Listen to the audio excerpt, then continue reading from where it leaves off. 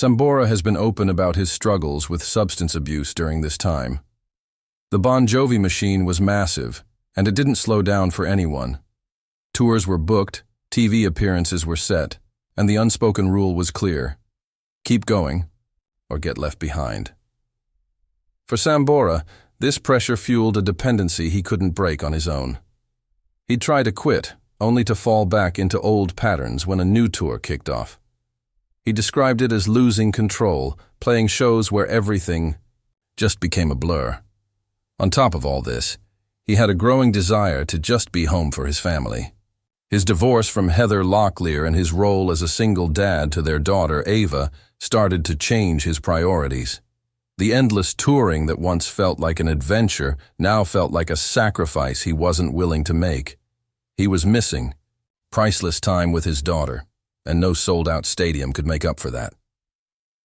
In the Thank You Goodnight docuseries, Sambora points to this as the main reason for his exit.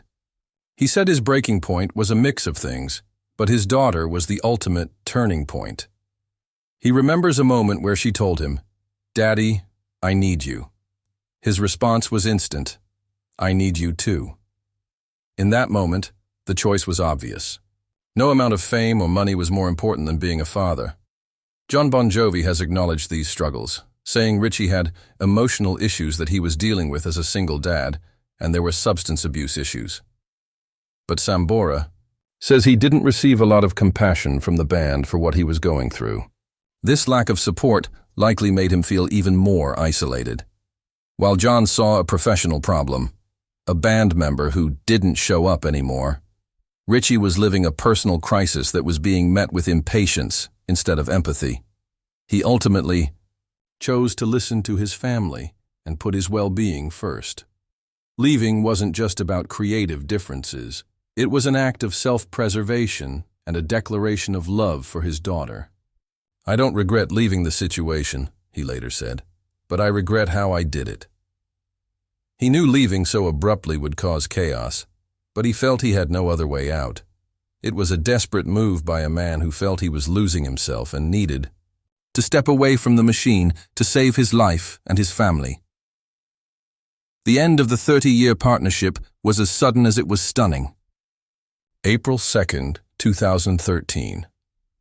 Just hours before Bon Jovi was set to play a sold-out show in Calgary on their Because We Can tour, the call came in. Richie Sambora wasn't coming. The band's official statement was bland and vague, blaming personal issues. But for fans everywhere, it was an earthquake. Jon Bon Jovi has always described this moment as a total shock. He talks about getting the phone call at 3:30 that afternoon and being completely blindsided. That night, the band went on without their lead guitarist, with Jon handling more guitar parts and Phil X stepping in to fill the massive shoes. Jon told the crowd he had two choices: pack up and go home, or play his heart out. They played, but the message was clear. The show goes on, with or without Richie Sambora. For Sambora, this wasn't an impulse decision. It was the breaking point he'd been heading toward for years. The creative sidelining, the personal betrayals, the substance abuse, and the pull of his family all converged. He later compared leaving the band to fleeing the mob, a desperate escape from a situation he felt was destroying him. He's apologized to the fans and the band for how it all went down, admitting his feet and my spirit were just not letting me walk out the door. It was a messy, public unraveling of one of rock's greatest partnerships. In the aftermath, rumors went wild. The tabloids guessed it was about money, or that he was fired for his drinking. Jon Bon Jovi publicly denied those claims, insisting it was a personal matter, but the narrative was already being set. By framing it as Sambora simply not showing up for work, the story shifted away from the band's internal conflicts and squarely onto Richie's perceived problems. Jon has stuck to that story for over a decade, stressing that Sambora quit and was not fired. But that framing ignores the years of pressure that led to that day. Sambora's exit wasn't about one show in Calgary. It was about his deep unhappiness with where the band was going and his place in it. He felt the Bon Jovi machine had become something he couldn't be a part of anymore. The tour he never finished was just the final public victim of a brotherhood that had died long before, behind closed studio doors. In the decade after Richie Sambora left, the Bon Jovi machine did what it does best. It kept rolling. Guitarist Phil X became a permanent member, and the band continued to record albums and tour the world. On the surface, it was business as usual, but for the fans, and for the two men at the heart of the split, the wound never healed. The official story was that it was a sudden but friendly separation. Jon Bon Jovi told interviewers there was never animosity and nothing but love, painting the split as a life choice on Richie's part, not a fight. He said being in a rock band isn't a life sentence, and that Sambora had his own issues to deal with. This story painted Jon as the stable leader, and Richie as the troubled friend who had to walk away. Communication between them pretty much stopped. Jon has said that in the years since, they've only spoken a few times. His position is brutally clear. We're not in contact because he's not in the organization any longer. It's a shockingly corporate way to talk about the end of a 30-year friendship. For his part, Richie mostly stayed quiet for years, focusing on his daughter and other music projects. He honored the unspoken code, avoiding a public war of words. A brief moment of hope came in 2018 when Bon Jovi was inducted into the Rock and Roll Hall of Fame. Richie joined the band on stage for a performance, and for a second, the classic lineup was back. It was a powerful, nostalgic moment that sparked endless reunion rumors.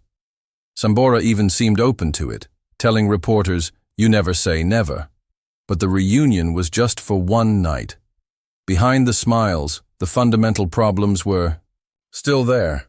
Jon continued to offer a kind of detached sympathy, telling an interviewer in 2020, "There's not a day that goes by that I don't wish that Richie had his life together and was still in the band."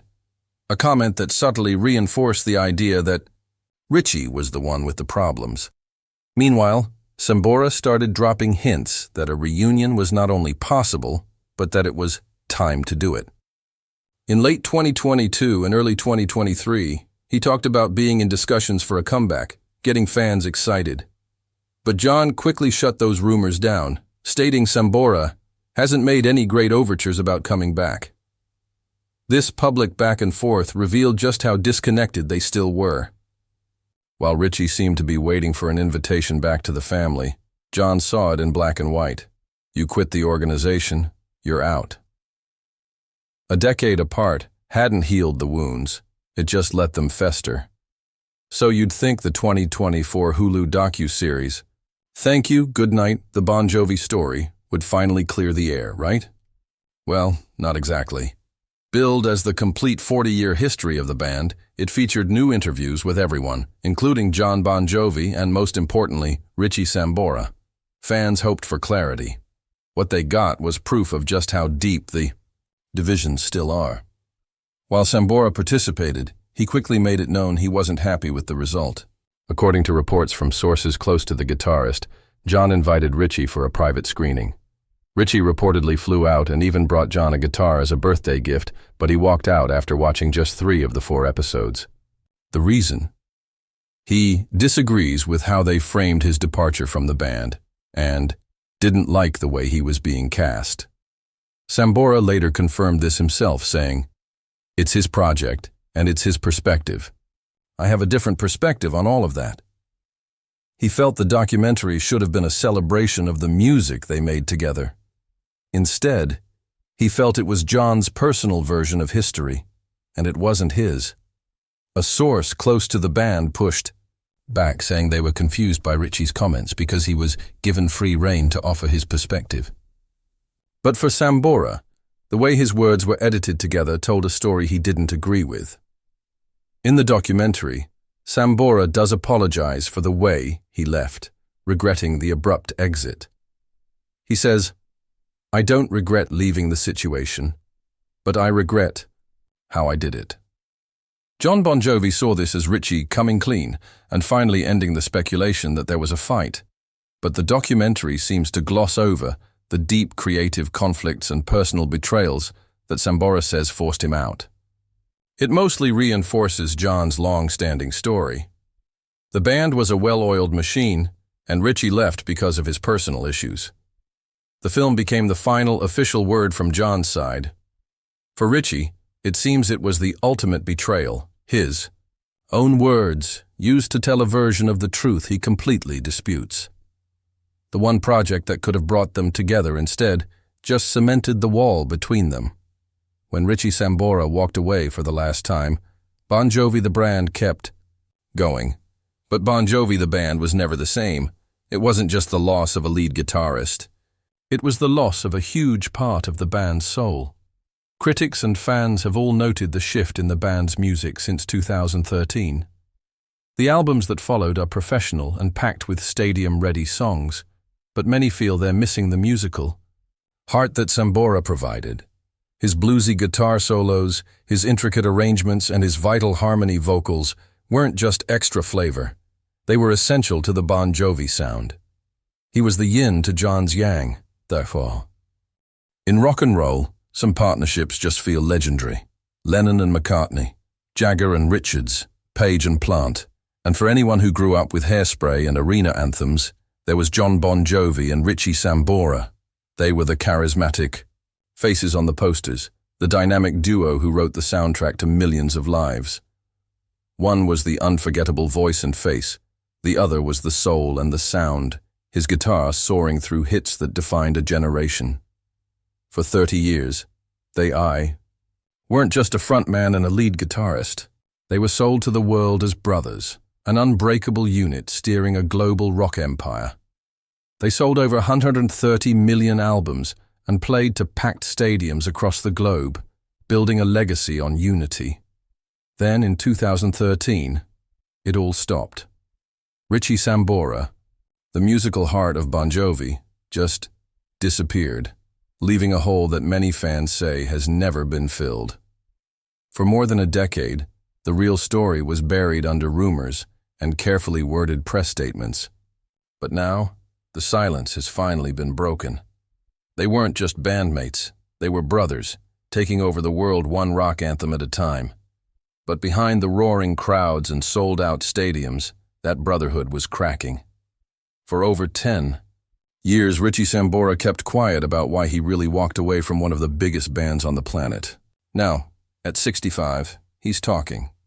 This is the story of creative clashes and personal betrayals that Sambora says pushed him out, and why you might never listen to Bon Jovi's music the same way again.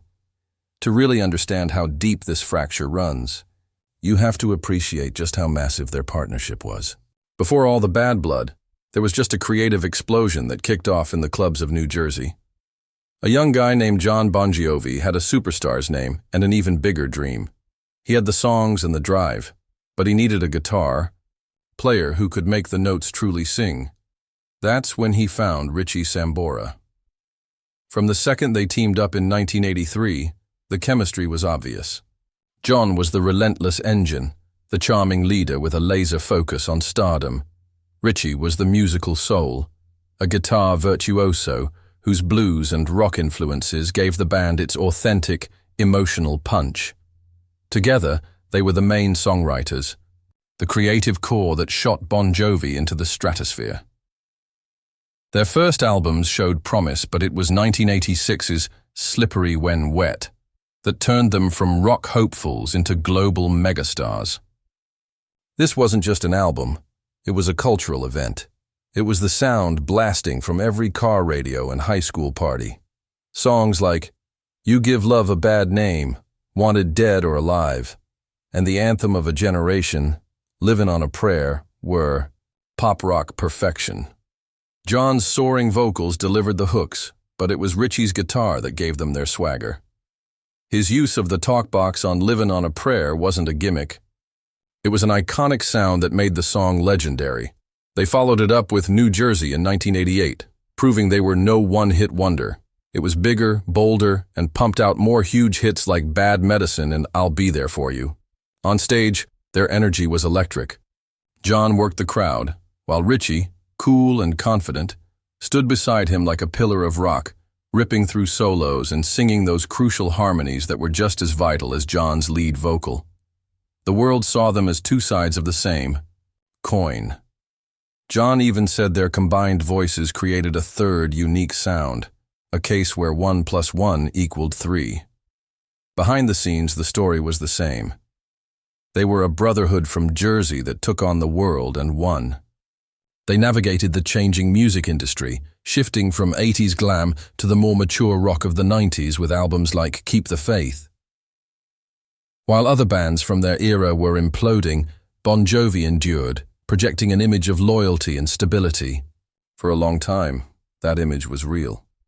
But as the decades passed, the pressure of being a global machine, combined with quiet shifts in power, began to silently chip away at the foundation of that celebrated brotherhood. For any band as huge as Bon Jovi, the pressure is constant. The album tour repeat cycle becomes a relentless machine that demands to be fed. After the massive success of the New Jersey album and a tour that stretched over 200 shows, the band was burnt out. The first real crack wasn't a fight, but a necessary break in 1990. The brothers needed some space. During the hiatus, Jon released his first solo album, Blaze of Glory, for the movie Young Guns de Psycho. It was a smash hit, earning him an Oscar nomination and proving he could score a hit on his own. Richie followed with his own solo record, Stranger in This Town, a critically acclaimed album that showed off his bluesy side. While these projects were great for them as artists, they also planted a seed of doubt.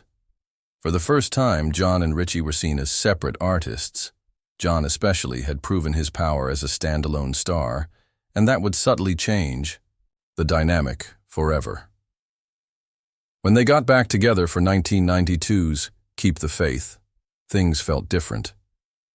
The band that was once a democratic gang of five was slowly but surely becoming the Jon Bon Jovi Show. For years, the band's musical direction and creative decisions had started to revolve more and more around its frontman. This wasn't some dramatic takeover. It was a slow, gradual shift. As the band's namesake and clear leader, Jon's influence naturally grew. But for a creative powerhouse like Richie, who had been an equal partner in building the empire, this had to be a tough pill to swallow. He was one of the two creative pillars, writing songs, arranging music, and creating iconic guitar parts. Now, he started to feel his role shrinking.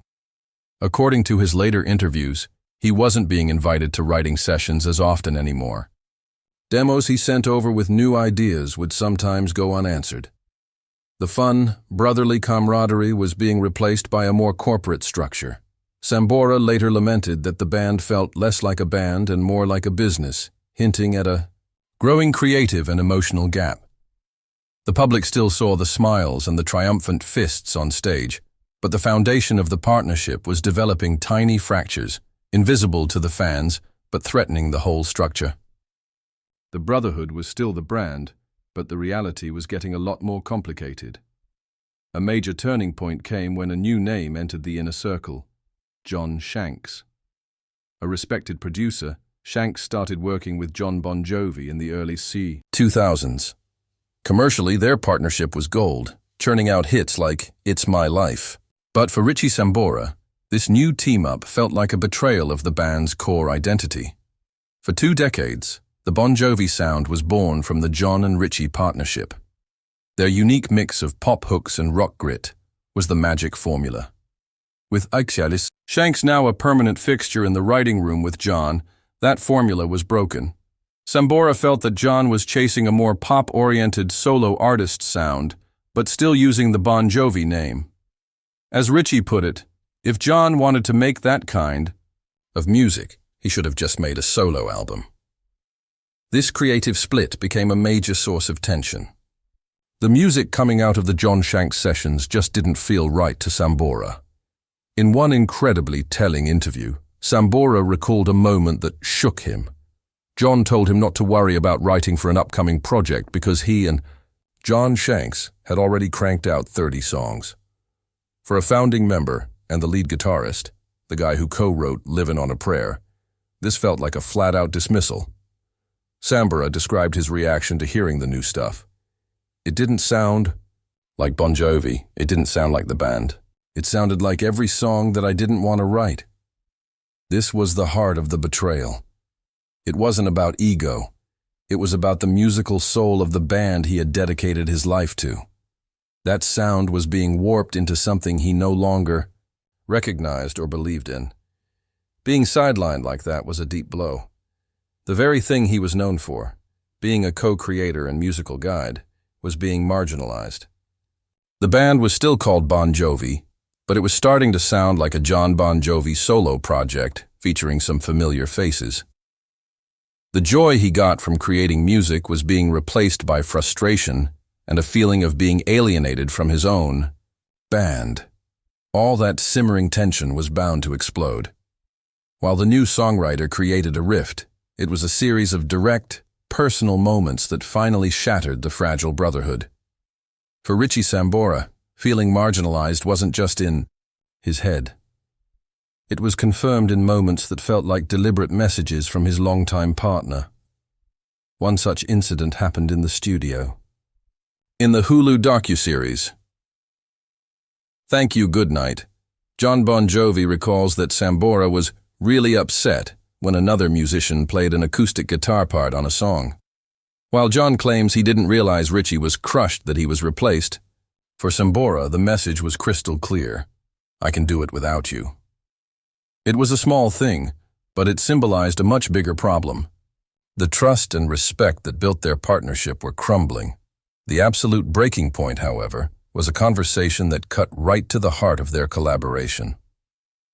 As Sambora later recounted, Jon told him directly that his songwriting wasn't needed anymore.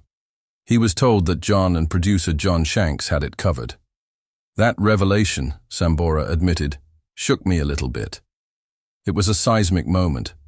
The partnership that had created some of rock's most iconic anthems was being officially dissolved by one half of the duo. This wasn't just business. It felt like a deep, personal betrayal. Imagine being told by your brother that your most important talent is no longer required. For Sambora, it was a sign that the band he co-founded was moving on.